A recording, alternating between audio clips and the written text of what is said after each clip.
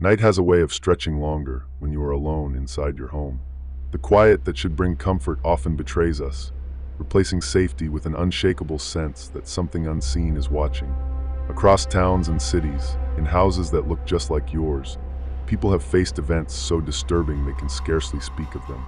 A knock that should never come, a whisper where no mouth exists, a shadow that stands outside your window long after the snow erases every trace of it. These are not tales meant to entertain. They are lived experiences of those who sat where you now sit, alone, vulnerable, and listening as the walls of their home became strangers to them. But before we begin, hear this warning. Most who watch leave without subscribing, and many never hear the rest. Do not make that mistake. Subscribe now if you dare, and tell me in the comments where you are watching from, and what time it is there. The night is only beginning, and it is not kind to those who face it unprepared. I was 20, home from college for a long weekend in late October. The old farmhouse sat at the end of a gravel road in northern Iowa, fields pressed up against the windbreak like black water under a storm. My parents had driven south for a reunion, leaving me the house, the dog, and a list of chores that could wait. By nightfall, thunder rolled in low and steady, like heavy furniture dragged across the sky. Rain came down in sheets. The gutters choked and spilled over. Inside, the house felt larger than I remembered. Long hallway, closed doors, framed photos from school years no one looked at anymore. The furnace kicked on with a cough and then settled into a faint rattle. The lights quivered now and then, as if lightning miles away were breathing on their filaments.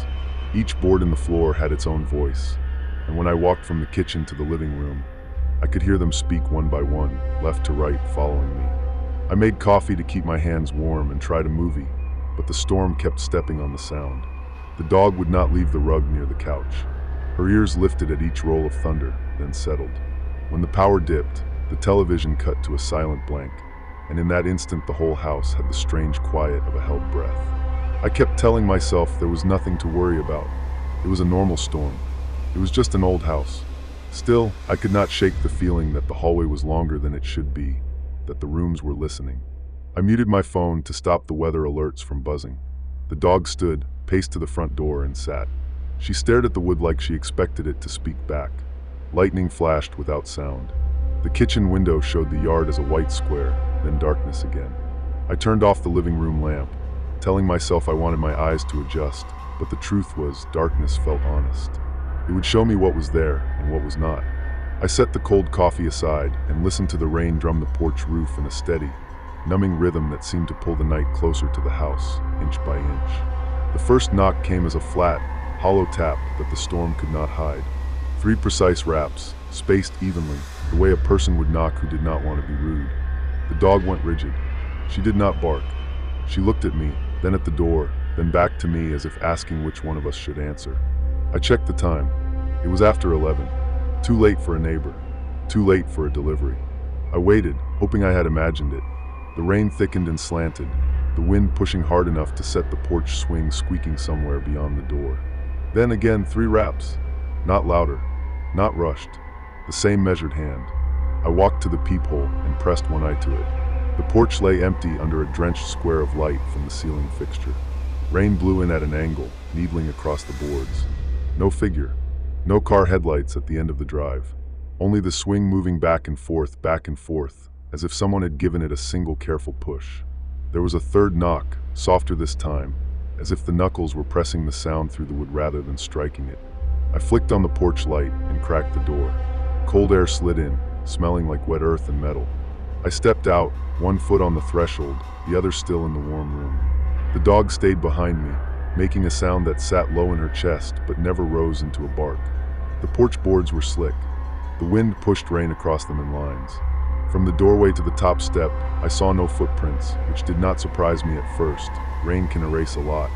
But the boards closest to the door were dry, protected by the overhang, and they were still clean. No scuff.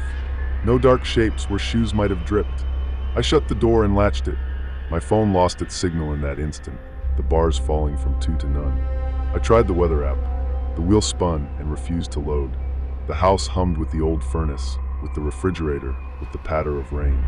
I told myself it was fine, that phones were useless in a storm. I would wait it out. A new sound reached me. Not from the door, from the window over the kitchen sink. 3 knuckles on glass, soft, like the careful tapping people do when they do not want to wake someone. I walked in slow steps, counting each board. The dog did not follow. At the window, I parted the curtain with 2 fingers. The yard looked like a black field of water. The maple, no, the old oak, near the fence lurched under the wind. Nothing stood near the window. No face, no shape. Another tap on the glass. Not at the sink now, at the dining room. Then, seconds later, at the hallway window by the front door. 3 taps each time. The pattern moved around me, tracing the outline of the house. My skin tightened. My mind tried to keep up, to slot the sounds into something I knew. Branches, rain thrown by wind, loose hardware on a shutter. But no branch knocks 3 times and then repeats itself at the next pane in the same careful measure. The lights dipped again and held. The furnace clicked off for a moment and back on, making that small cough that seems harmless at noon and personal at midnight. I put my ear to the front door and listened. I could hear the rain on the porch roof, the chain of the swing knocking lightly against the post, and beneath that, the smallest hush of breath that I could not place. Not outside, not inside, somewhere pressed thin against the wood, as close to me as a whisper through a wall. I decided to end it. I told myself that if I opened the door wide and stepped out into the rain, I would see the prank for what it was. A teenager from down the road, a neighbor's kid with too much time, some harmless dare. I took the deadbolt, turned it slowly, and felt a draft slide through the seams. I unlatched the chain. The dog made a low sound, then backed away, as if I had become the one she did not trust. When I pulled the door open, the porch light threw a hard square into the storm. The swing was still. The rain came straight down now, heavy and simple. I stepped out in my socks and felt cold water climb through the fabric. The air was raw enough to make me gasp. I looked left, then right. Nothing. Only the tall fields bowed under the downpour, and the driveway sluicing into a thin river. I stepped farther, to the edge of the overhang where dry boards ended and wet boards began. I looked for footprints as a way to calm myself, planning to prove with my own eyes that no one had been there. I found the opposite. At the threshold on the dry wood, a print. Bare. The size of a grown man's foot. It was perfect, as if pressed from a mold. Every line, every curve of the arch water beaded in the shallow places and ran in tiny threads off the toes. I stared at it too long. The rain should not have formed it. Dry boards do not show such marks unless a wet sole steps down and lifts away. I felt the air behind me change, a small shift that felt like someone entering a room. I turned. The door stood open. The hallway light painted a pale rectangle across the floor. The dog was gone from the rug. Inside, the house had a new smell. Soil like freshly turned ground. The furnace had cut out again, leaving the rooms quiet in a way I had not heard all night. No hum, no rattle, no ordinary household sound to hide in. From the living room, a single drop of water hit the wood with a crisp tick. Another drop followed, a few feet away. I stepped across the threshold, seeking the dog, calling her name softly. My voice did not carry. It felt contained, held by the walls as if the air ate sound instead of passing it along. I looked down. Mud traced a path across the living room floor, heel to toe, as if someone had walked from the front door to the center of the room, and then stood there, not turning, not wandering, just standing long enough for water to gather and fall from invisible ankles onto the boards in a thin, steady thread. I followed the trail to the middle of the room, where it ended in a dark patch the size of both my hands. It looked like the place a person would choose if they wanted to stand, where a voice would carry to every corner of the house. The dog came out from beneath the dining table then, belly low, ears flat. She did not bark. She pressed herself against my leg and trembled, watching that patch of floor as if it had a face. I cleaned up the water and the mud with old towels, moving methodically to quiet my mind. I checked every window latch, every door, every closet. I made a small circle of light with a flashlight and kept it fixed on my hands, not on the places the beam did not reach. By 3 o'clock in the morning, the rain had thinned to a steady hiss, and the lights stopped flickering. I lay on the couch with the dog near my feet and listened for more knocking. Nothing came. At some point, I slept. In the morning, I walked across the road to ask our nearest neighbor, an older man named Carl, if he had seen anyone out late or if he had noticed a car in the drive. He stood on his porch with a coffee mug and looked at my house for a long time before answering. He said the old place had a reputation, and I should not be surprised if the night kept me company there. When I pressed him for more, He told me a thing my parents had never said, or maybe a thing they hoped had faded. Years before we moved in, a man came to that door during a storm not unlike the one I had just heard. He asked to be let in. He asked 3 times. The family inside did not open the door, whether from fear or caution, Carl could not say. By dawn, the man was dead on the porch with his face turned toward the hall window, as if he had tried to look through it one last time. There were reasons given. Trouble with someone in town. Bad blood over money. None of it mattered, Carl said. What mattered was that he had asked 3 times to be let in, and no one opened. After that, folks claimed the porch light would flick on at odd hours, or that the door would rattle without a wind. Some said they heard knocking travel the windows, moving along the frame of the house as if tracing the rooms inside. The family who lived there in those days refused to talk about it. They moved away within a year. I told myself this was a small-town tale wrapped around an ordinary night. Still, on the second evening, when rain returned and the house began its quiet chorus, I turned up the radio for company. Around midnight, the dog sat at the door again and fixed her eyes on the wood. The radio crackled and went to static for a breath, then returned. I held my phone and counted. 1, 2, 3. On the 4th slow breath, the knocking came, 3 raps measured in calm, as if the person on the other side had never stopped asking, as if decades do not matter to a request that was never answered. I did not open the door.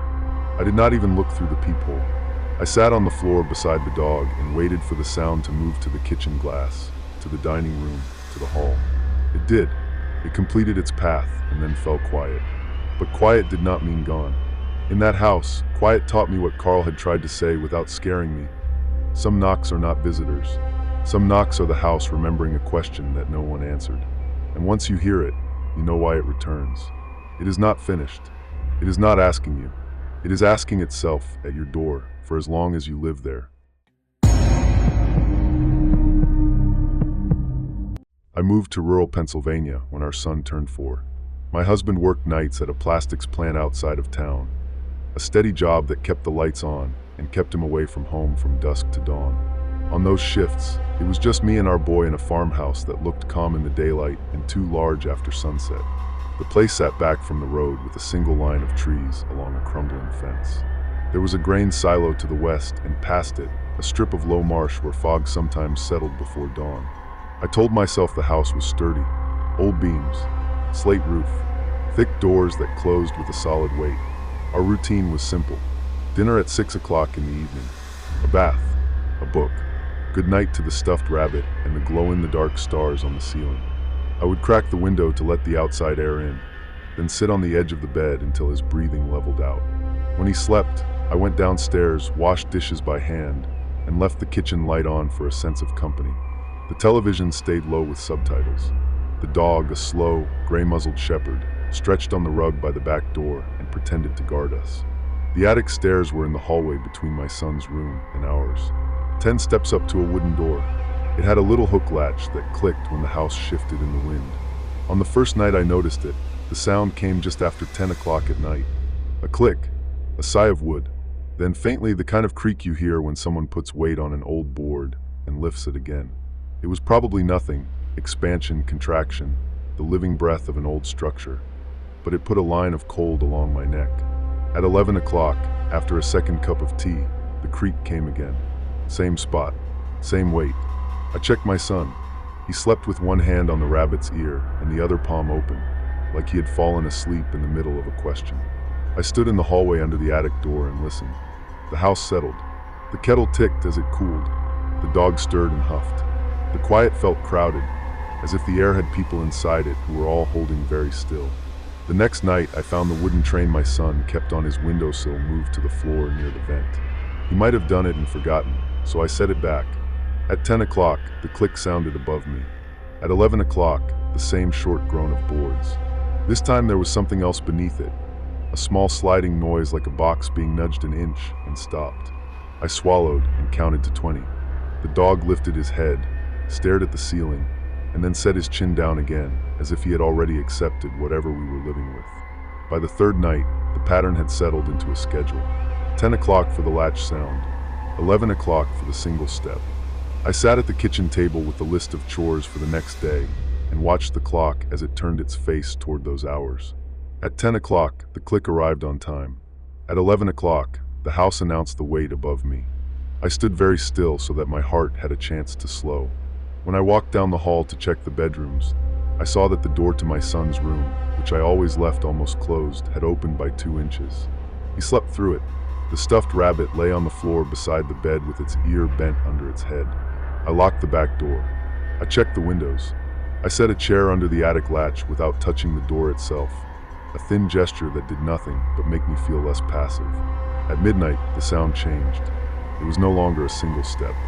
It was two, one after the other, too quick for the house to invent from heat and cold.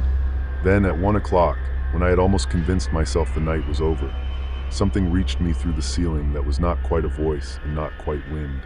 I would call it whispering because that is the closest word, but it did not come from one mouth. It sounded like more than one person trying to speak at the same time, soft and close together, rising and falling in thin waves.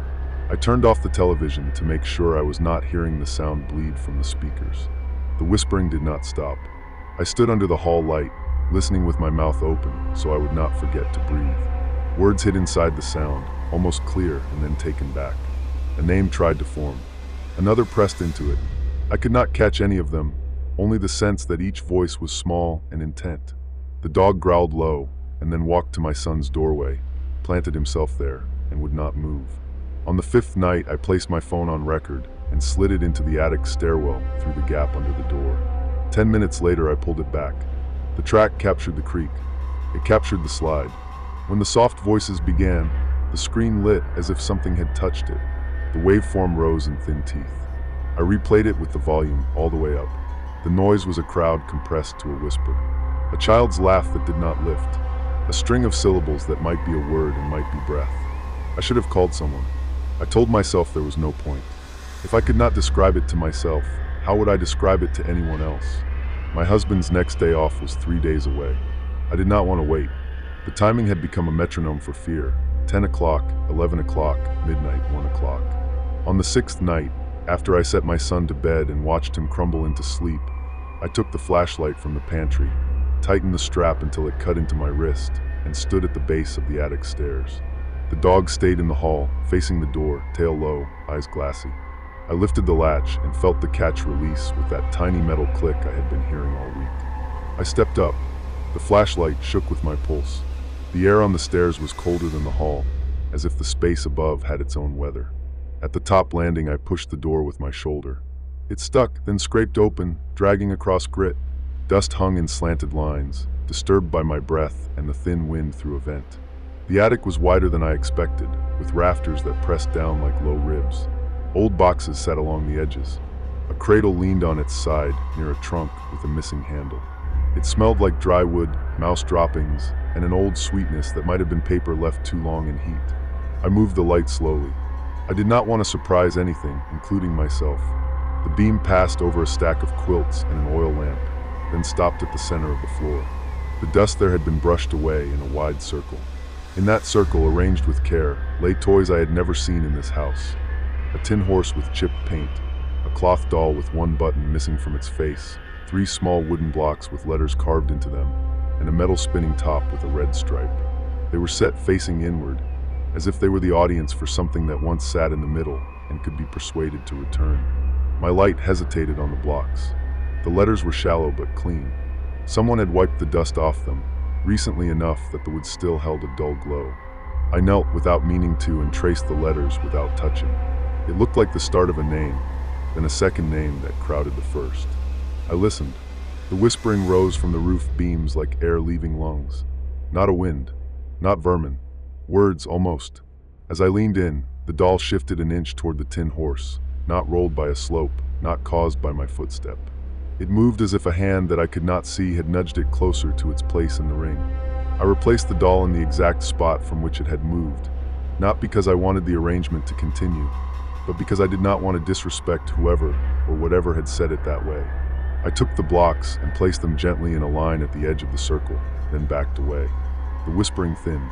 I stood very still and spoke out loud in a voice I use with my son when he wakes from a bad dream. I said that I was sorry for the noise I made and the light I brought. I said I did not want to break anything and asked if I could close the door. The air felt less heavy.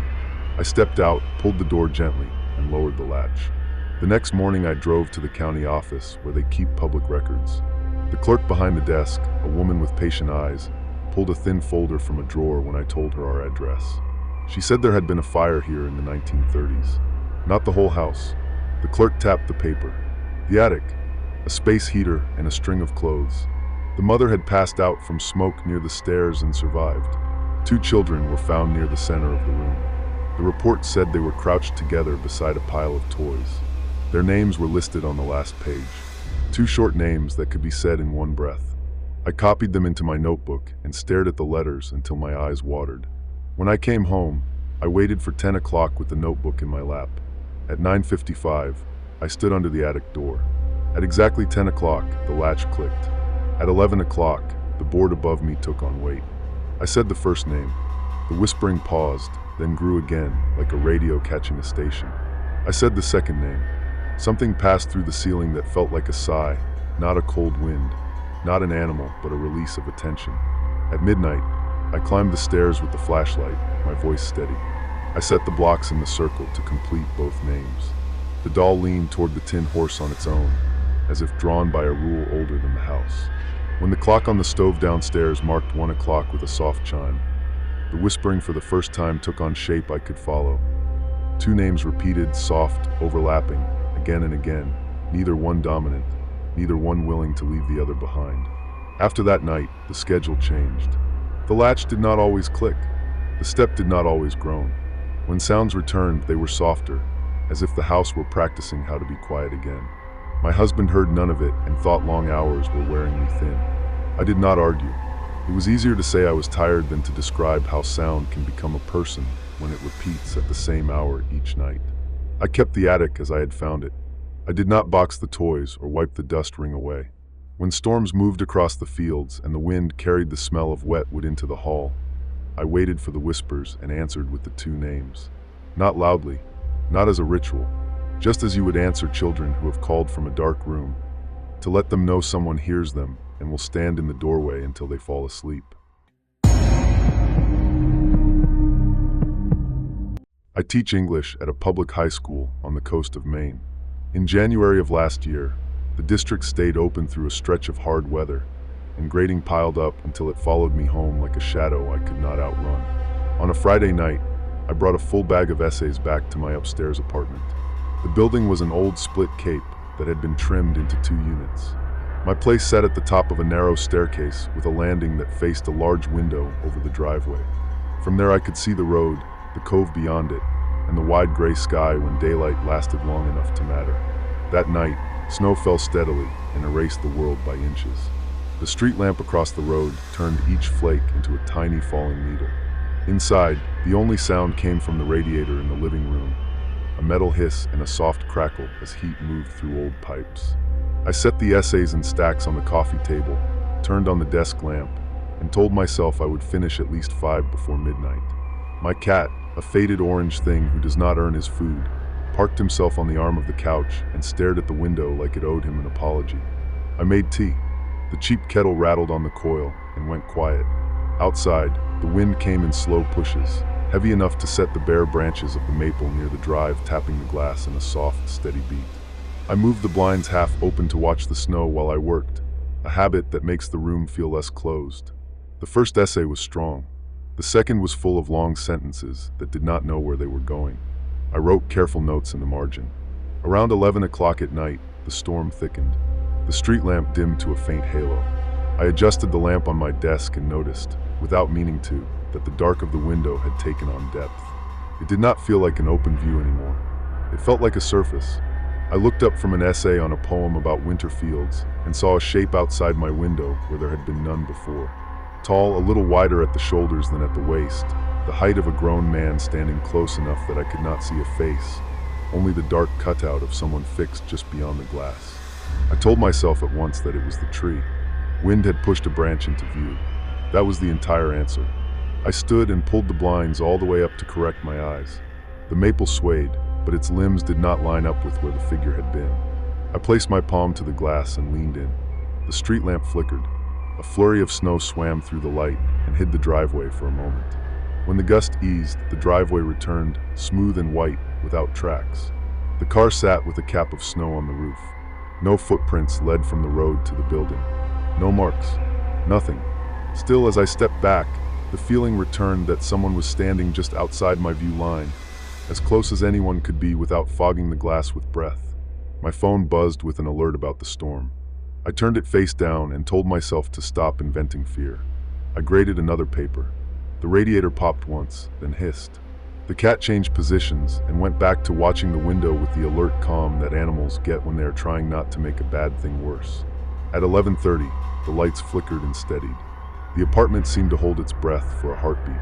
A second later, the same tall shape appeared again in the glass. No movement brought it in. It was just there, a column of dark that blocked the weak shine from outside. I kept my eyes on it until my vision watered. If a person had been standing that close, their breath would have fogged the pain in a small cloud. Nothing formed. The glass remained clear. I pulled the lamp closer to the window. The light pushed back at the dark and gave me my own face, pale and a little drawn, floating on the pane. Behind it, the shape held steady. I set my ear to the frame. No sound came from the other side. Only the faint tick inside the glass as the cold tried to pull heat from the room. When I lifted my head, the shape slipped away, not like a person turning, but like a stain fading. I forced myself to check the stairs and the landing. The hallway was empty. The downstairs entry was locked. I told myself again that fear can organize shadows into people if you let it. I made more tea. I kept grating. Just past midnight, the building lights dipped for a longer beat, came back, dipped again, then returned too bright, as if the power company had nudged the lines with a blunt tool. The shape stood in the window a third time, closer now, or perhaps my eyes were tired and pulled it nearer. The cat made a sound I had never heard from him and slid under the couch, tail puffed, claws scoring the rug. I walked toward the window until my knees touched the radiator cover, and the dry heat spilled up the front of my legs. I was angry more than afraid by then, the way a person gets angry when something refuses to explain itself. I told myself this was my home, and that fear had no right to make it a place I could not stand to be. I unlatched the lower sash and slid it up 6 inches. The sound of the storm hit the room like a poured bucket. Cold rushed over my arms and crawled under my shirt. Snowflakes came in sideways and melted on the radiator cover, leaving dark freckles that faded to wet lines. "Who is there?" I asked, steady as I could manage. No answer. Only the long push of wind past the eaves and the nearest branch scraping along the clapboard with a dry, slow rasp. I lifted the window higher and stepped even closer, leaning out enough that the snow reached my cheeks. The driveway lay unmarked. The steps were a single white slab. The street lamp burned in its halo. Every surface showed the same clear record. No one had walked near my window. No one had stood close enough to make the shape I had seen. I closed the window to a thin gap and wiped the sill with my sleeve. The room had gone very quiet, as if sound were a thing that had left with the draft. Heat crept back from the radiator in small waves. I reached out, meaning to pull the sash the final inch. My hand stopped halfway. On the inside of the pane, at my eye level, there was a handprint. Not mine, larger, pressed flat with a clear heel of the palm, all 5 fingers marked, each pad told in perfect ovals where the skin had met the cold glass. The print had 2 streaks along the ring finger where moisture had run, as if the hand had been set there long enough to gather melt. I lifted my own hand and hovered it next to the mark. It was not a match. The other palm was broader and the fingers a little longer. The print was clean, as though someone had carefully dried their hand before setting it down, and yet thin crystals had formed along the edges where the warmth of the room met the cold of the pane. I was close enough to see tiny lines from a lifeline or a crease across the thumb mound that did not belong to me. I felt watched not from outside, but from the room itself. I slept in the bedroom with the door closed that night and set a chair against the knob like a scene from an old movie I would have mocked the day before.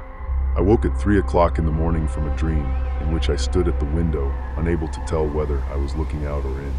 From the living room came the smallest knock, not on the wood, not on the wall, but inside the glass itself, like ice cracking along a seam. The radiator clicked and settled. I counted to 100 and did not get back to sleep. The next afternoon, when the roads cleared, I went downstairs to speak with Mrs. Keene, the landlord who lived on the first floor. She is a woman who weighs her words before placing them. I asked, as gently as I could, if anyone had ever said strange things about the upstairs unit. She rubbed her thumb along a chipped saucer and told me without surprise that the apartment had been empty for a stretch before I took it. The tenant before the vacancy had been a graduate student who studied marine biology. He kept odd hours and read on the landing by that window, even in winter, with a blanket over his knees. One night, during a blizzard worse than the one I had just seen, neighbors noticed that his lamp by the window stayed on through morning and on into afternoon.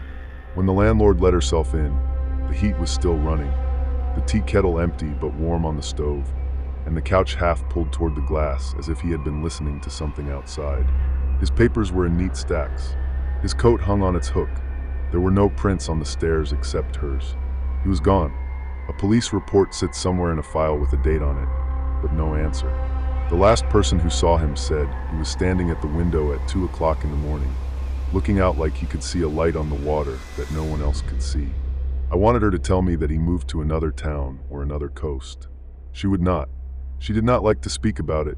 She did not like to speak about how, sometimes after a storm, she would hear a step on the landing when no one had come up the stairs. She did not like to speak about how she once found a clear handprint on the inside of the hall window, larger than hers, clean as a photograph. She wiped it with a dishcloth and watched it come back by sundown as if called. I went back upstairs and stood before my pane. The handprint I had seen earlier had faded, but the faint outline of its shape still held if I moved my head side to side. Snow had eased outside. The sky lifted a shade toward white. I placed my palm on the glass and found it warmer than it should have been for a winter afternoon. The radiator hissed and cracked. The cat returned to his post and watched without blinking. I keep the blinds closed most nights now, because I am weak or because I am sensible. But on the nights I forget, or on the nights I test myself, the same presence arranges the dark into a tall column that seems to wait for me to notice. It does not ask for help.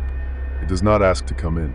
It holds its place at the boundary, patient, like a person who believes you will tire and step closer to the glass. Sometimes I wake at 2 o'clock in the morning with the feeling of cold on my cheek, as if a window were open an inch and the world outside were breathing in. I rise and find the pane closed. The room is quiet. The handprint is there again, clean and careful, as if set by someone who is learning how to knock from the inside. If I stand long enough and let my eyes rest, I can almost see a face behind my own reflection. Not outside, not beyond the snow. In the faint double image that the window makes when the lamp is on and the room is dark, a shape forms where my face should be, a little taller, a little broader, a little more patient. I have learned what the landlord would not say in plain words.